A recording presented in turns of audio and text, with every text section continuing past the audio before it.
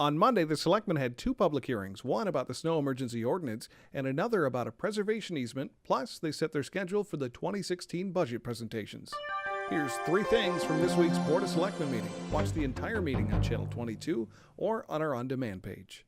During the public hearing for the snow emergency ordinance, there was no one from the public to give their input.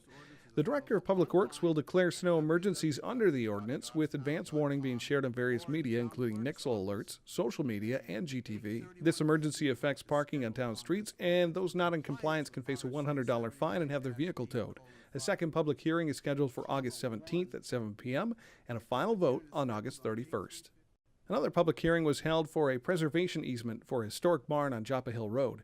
Town Assessor Scott Bartlett gave his recommendation for the easement and read from the application in reference to the barn. It says the barn shows all the signs of having been built in 1749, the same time of the house.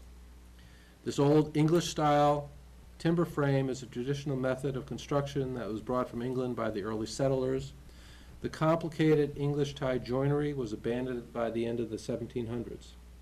The tapered gunstock posts in this barn are the best indication of this old method. Further evidence can be seen on close inspection of the old traditional marriage marks on the scribe fit and mated beams. Even more evidence of the great age of this structure, possibly 265 years old, is seen in the high-quality hand-hewn beams. Very impressive American chestnut 8x8x31 tie beams were used throughout the timber frame. The Selectmen voted to approve on a 5-0-0 vote. And the board was presented with this year's schedule for the budget presentations. The presentation is starting a little earlier this year in order to get the budget to the Budget Committee by the first week in November. So we'll start the end of August, and we conclude before the end of October, when we should have our insurance rates by then. These presentations will be given during the Selectmen's meeting from the various department heads. You can see the schedule online at goffstown.com. That's three things from this week's Board of Selectmen meeting on Goffstown TV. Three Things is provided as a service of Goffstown Television.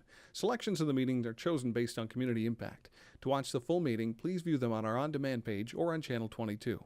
These stories are not an endorsement, nor are they the official public record of the town of Goffstown.